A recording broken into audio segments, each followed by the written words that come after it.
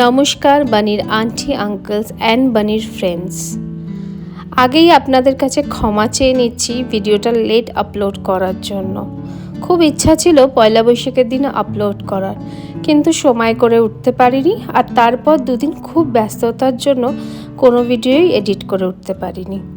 যাই হোক, এবার বলি আমরা পয়লা বৈশাখে কী করলাম। আজ যাচ্ছি বানিকে নিয়ে।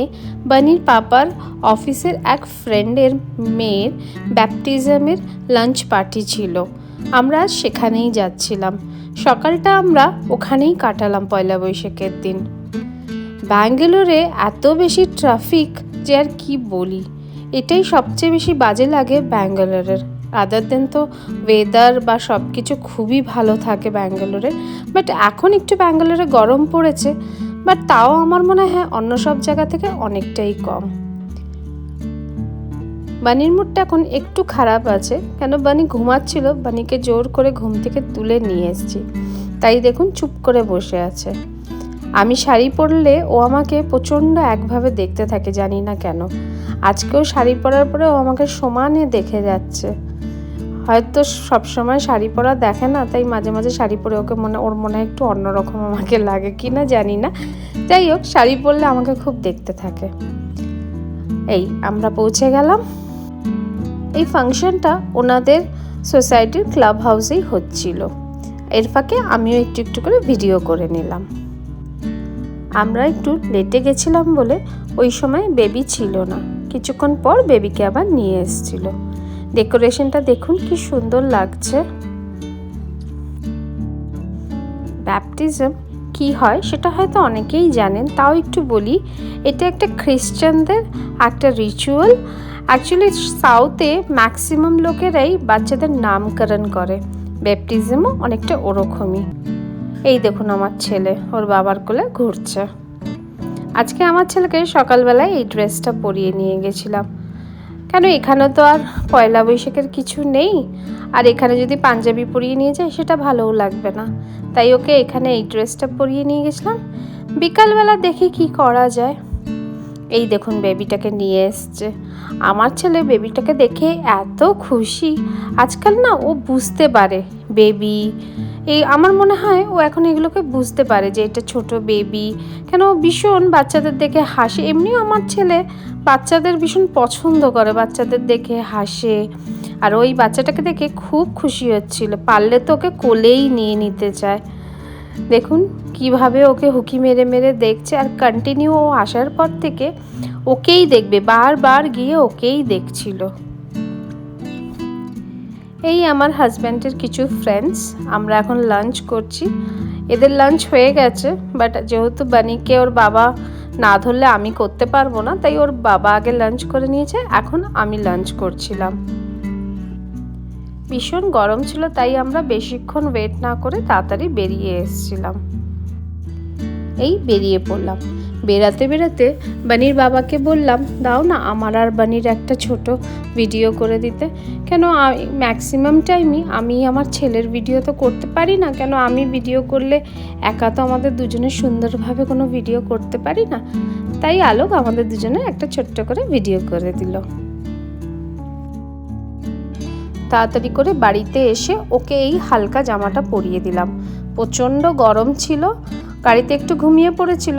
বাড়িতে এসে অনেক চেষ্টা করলাম, উনি আর ঘুমালেন না। উনি এদিক ওদিক করে বেড়ালেন।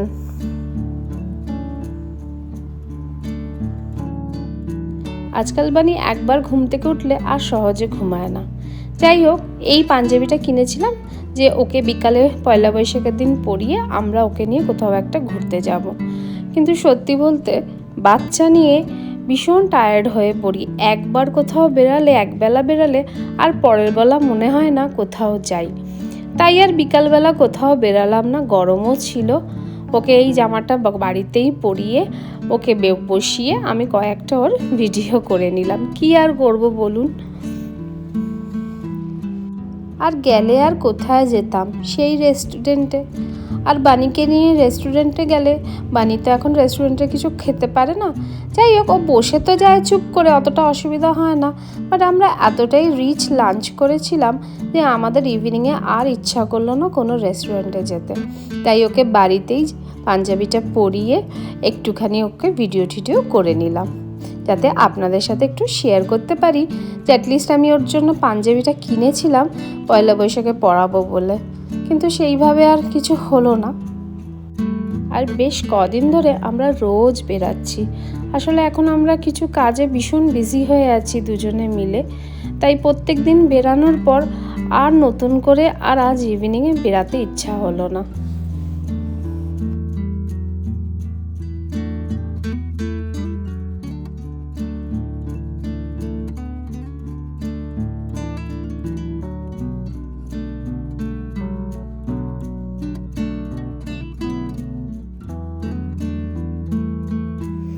বানি কিন্তু এখন সাপোর্ট পেলে বেশ ভালোই দাঁড়িয়ে পড়ে, আর সাপোর্ট নিয়ে একটু একটু করে হাঁটতে পারে, কিন্তু সাপোর্ট ছাড়া এখনও সেইভাবে পারে না। এই এখন ওনাকে জামা কাপড় ছাড়িয়ে দিয়েছি, উনি আর কিছুতেই এখন জামা পরবে না, উনি এইভাবেই থাকবে, কোনোভাবেই আমাকে জামা পরাতে দিচ্ছে। এটা হচ্ছে বানির নতুন বাহন, এটাতে খুব বসার চেষ্টা করে, কিন্তু যতবারই বসে ততবারই উল্টে উল্টে পড়ে যায়, কিছুতেই জামা পরবে না। ওই আবার বেলের আওয়াজ, দেখি কে এলো। ও, এটা ওর ওয়াকার এসছে। অ্যাকচুয়ালি ওর বাবা আগে একটা ওয়াকার অর্ডার করেছিল, সেটাও তো ভালো ছিল না, তাই ওটাকে রিটার্ন করে আমরা আবার নতুন ওয়াকার অর্ডার করলাম। এখন বাজে রাত 10টা, এই যে আবার একটা পার্সেল এসছে, এখানে রেখে দিয়ে চলে গেছে। আসলে এটা বানির মামা বাড়ির থেকে বানিকে পাঠিয়েছে। এই পার্সেলে কি আছে, ওয়াকারটা কি আছে, এটা আর এই ভিডিওতে শেয়ার করলাম না, পরে কোনো একটা ভিডিওতে আপনাদের দেখাবো। যাই হোক, ভিডিওটা আর লেন্দি না করে এখানেই শেষ করলাম। যদি ভিডিওটা ভালো লেগে থাকে তাহলে বানির ভিডিওতে একটা লাইক আর বানির চ্যানেলটাকে অবশ্যই সাবস্ক্রাইব করে দেবেন।